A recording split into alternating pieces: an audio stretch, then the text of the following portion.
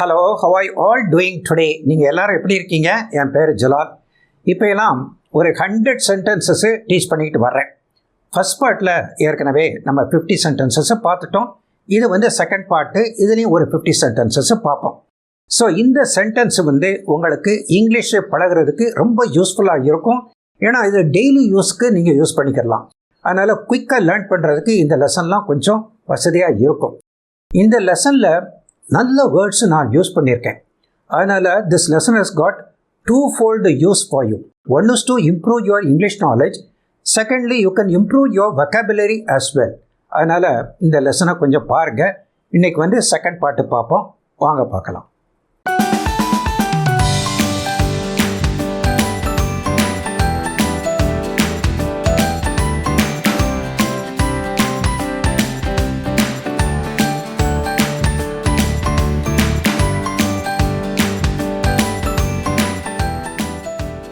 இன்னைக்குள்ள ஃபர்ஸ்ட் சென்டென்ஸை பார்ப்போம். சுயநலமாக இருக்காதே. Don't be selfish.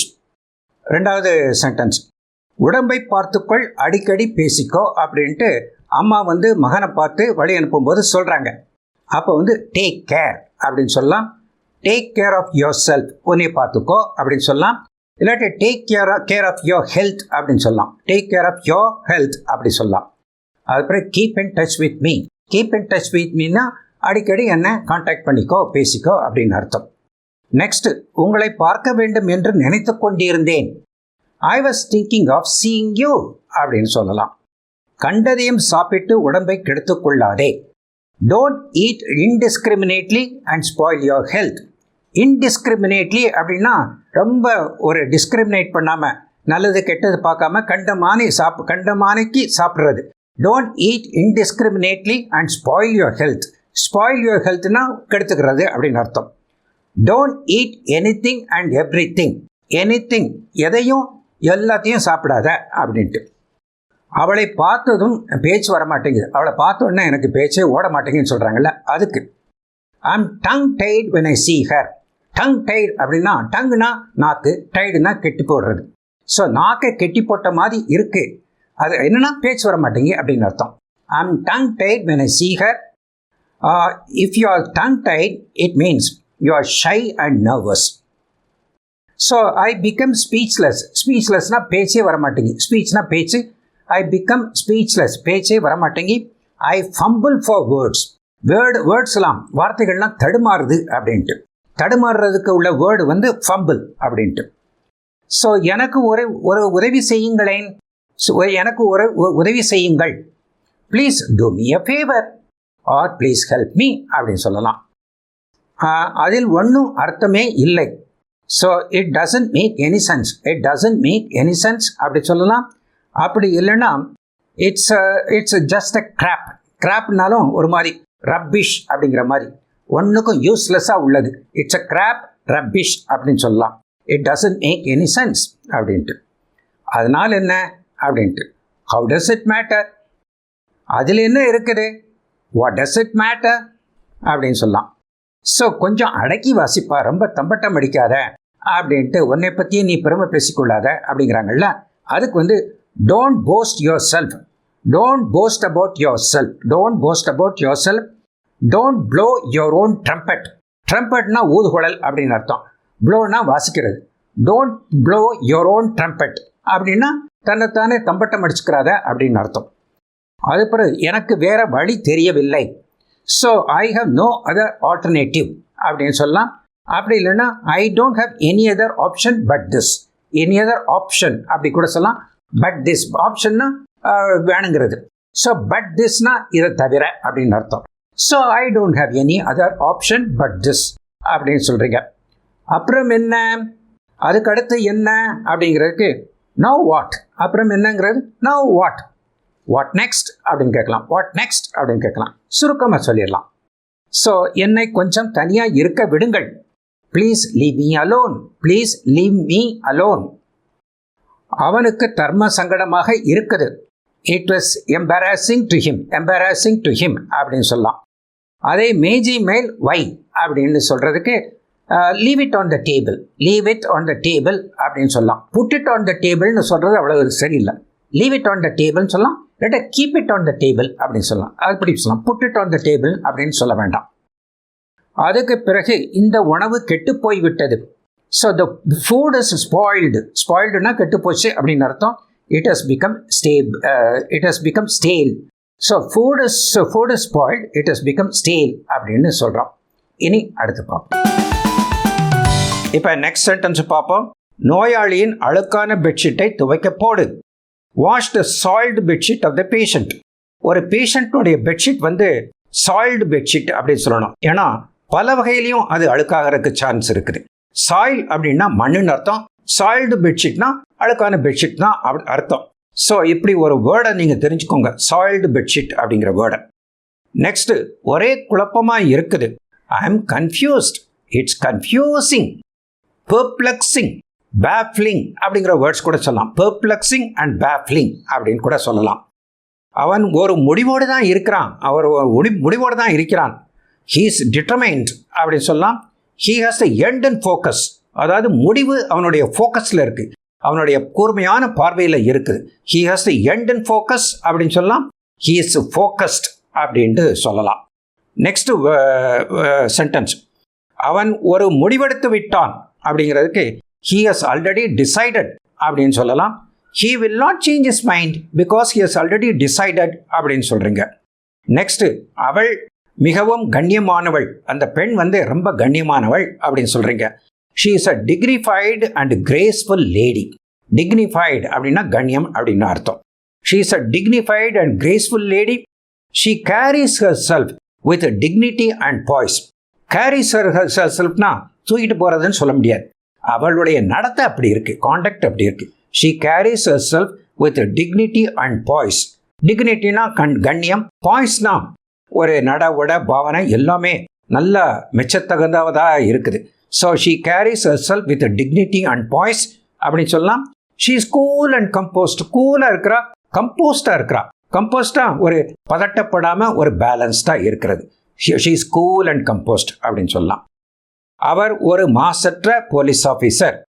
he is an impeccable and honest police officer அப்படின்னு சொல்லலாம். impeccable அப்படிங்கிற வேர்டை பார்த்துக்கோங்க. நெக்ஸ்ட், அவர் எப்போதும் கவனம் மிக்கவர். he is meticulous and careful. meticulous அப்படின்னா ரொம்ப கேர்ஃபுல்லாக துல்லியமாக பார்க்கறது. he is meticulous and careful. அவன் ஒரு அரைவேக்காடு, அதுக்கு he is a half baked fellow. he is immature அப்படின்னு சொல்றீங்க. ஹாஃப் பேக்டுனா பேக்கரியில் பிரெட் எல்லாம் பேக் பண்ணுவாங்க. ஹாஃப் பேக்டுனா அரைவேக்காடு. So he is a half baked fellow and he is immature அப்படின்னு சொல்கிறீங்க. அதுக்கு அடுத்து, அவர் எப்போதாவது இங்கே வருவார், எப்போதாவது வருவார் அவர். So he comes a once in a way. Once in a way அப்படிங்கிறத தெரிஞ்சுக்கோங்க. Or once in a while, இது ரெண்டையும் தெரிஞ்சுக்கோங்க. ஒன்ஸ் இன் அ வே எப்பயாவது ஒருக்கா, ஒன்ஸ் இன் அ வைல் அப்படின்ட்டு. இதுக்கு ஒரு இடியம் கூட இருக்குது. He comes a once in a blue Moon அப்படின்னு சொல்லலாம். ப்ளூ மூன்னா நீளமான நிலவு அப்படின்னு அர்த்தம். அப்படி வந்து அதெல்லாம் பார்க்குறது ரொம்ப அபூர்வம் தானே, அதுதான் இப்படி சொல்கிறது. He comes here once in a blue Moon அப்படின்னு சொல்லலாம். நான் பிறந்து வளர்ந்ததெல்லாம் இந்த ஊரில் தான். I was born and brought up in this town. அது born and brought up அப்படிங்கிறது சேர்ந்து தான் வரும். இங்கே தான் பிறந்து வளர்ந்தேன் அப்படின்ட்டு. ஐ grew up in this town அப்படின்னு கூட சொல்லலாம். திக்கு முக்காட வைத்து விட்டார்கள். ஒரு சர்டிஃபிகேட்டுக்காக வேண்டி கவர்மெண்ட் ஆஃபீஸ்க்கு போகிறீங்க. இன்னைக்கு வா நாளைக்கு வா அப்படின்ட்டு உங்களை இழுத்தடிக்கிறாங்க. ஸோ அதுக்கு இப்படி சொல்லலாம். So they made us run up and down அப்படின்னு சொல்லலாம். ரன் அப் அண்ட் டவுன், அங்கிட்டு இங்கிட்டும் நடக்க வச்சுட்டாங்க. So they made us suffer a lot, ரொம்ப கஷ்டப்படுத்திட்டாங்க. எனக்கு இதை பற்றி ஒன்றும் தெரியாது. I don't know anything about this அப்படி சொல்லலாம். I have no knowledge about this அப்படி சொல்லலாம். I have no idea about this அப்படின்னு சொல்லலாம். நெக்ஸ்ட், எனக்கு தெரிந்தவரை சொல்கிறேன். I will tell you to the extent I know. எனக்கு தெரிந்த வரைக்கும் சொல்கிறேன். I can tell you just whatever little I know. எனக்கு ஏதோ கொஞ்சம் தெரியும், அந்த அளவுக்கு உங்களுக்கு சொல்கிறேன் அப்படின்னு சொல்கிறீங்க. So I can tell you just whatever little I no.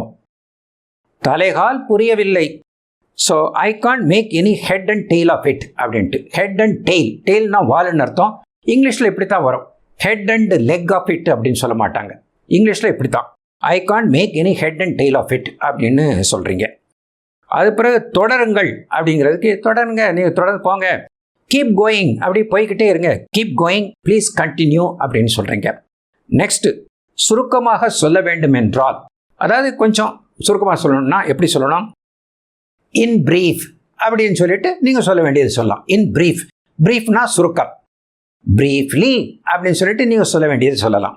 இல்லாட்டா to sum up, to sum அப்னா ஒரு சாராம்சம் சொல்கிறது.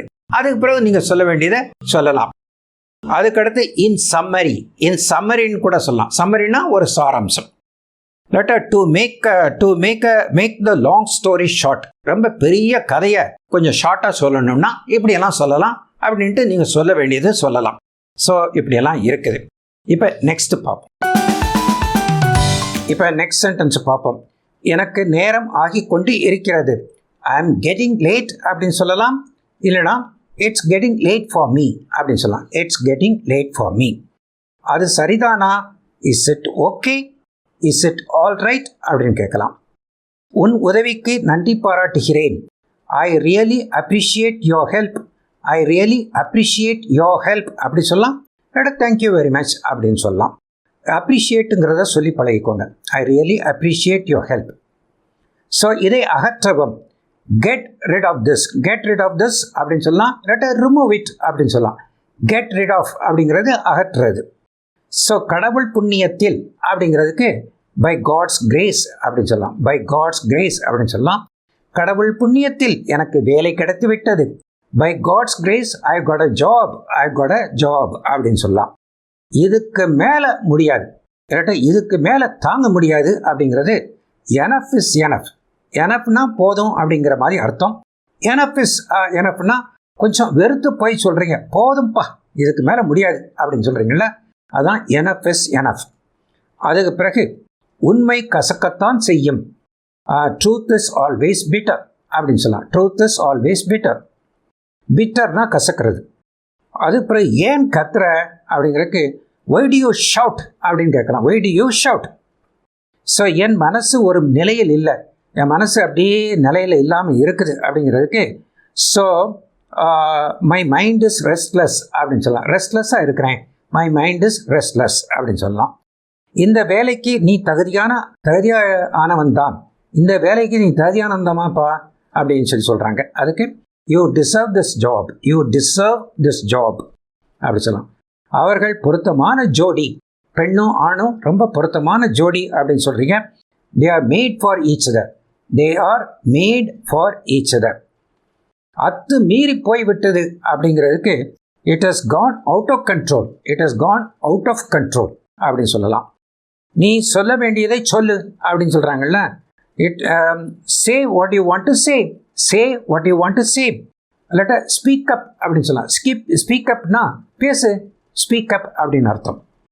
ஒரு தடவைக்கு இன்னொரு தடவை யோசிச்சு செய். Think twice before doing it, think twice before doing it. உழைப்பு வீணாகாது. Hard work never fails. Hard work பண்ணால் ஃபெயில் ஆகவே ஆகாது. Hard work never fails. உழைப்பு வீணாகாது அப்படிங்கிறதுக்கு. இது விலைக்கு ஏற்ற பொருள் இல்லை, அவ்வளவு தூரம் நல்ல பொருள் இல்லை அப்படின்னு சொல்கிறீங்களா. It's not worth its price. ப்ரைஸுக்கு தகுந்த அளவுக்கு இது நல்லா இல்லை அப்படின்னு சொல்கிறதுக்கு it's not worth its price அப்படின்னு சொல்லலாம். விடாப்பிடியாக இருக்கிறான் அப்படிங்கிறதுக்கு he doesn't seem to budge. பட்ஜ்னா அசைகிறது அப்படின்ட்டு அர்த்தம். He doesn't seem to budge அப்படின்னா அசையாமல் இருக்கான் அப்படின்ட்டு சொல்லலாம். இல்லைன்னா ஹீ இஸ் அடாமெண்ட் அப்படின்னு சொல்லலாம். அடாமெண்ட்னு சொல்லலாம். ஹீ இஸ் ஸ்டப்பான் அப்படின்னு சொல்லலாம். ஸ்டப்பான் அப்படிங்கிறதும் சொல்லலாம். இந்த வேர்ட்ஸ்லாம் பார்த்துக்கோங்க. இன்று அவ்வளவுதான். That's all for today, that's all for today அப்படின்னு சொல்கிறோம். இந்த வீடியோ உங்களுக்கு யூஸ்ஃபுல்லாக இருந்திருக்கும்னு நினைக்கிறேன். If you like the way I teach you, please click the like button and share this video among your friends. And to watch similar videos, similar educational videos, please click the subscribe button to subscribe to my channel. Thank you very much and bye-bye.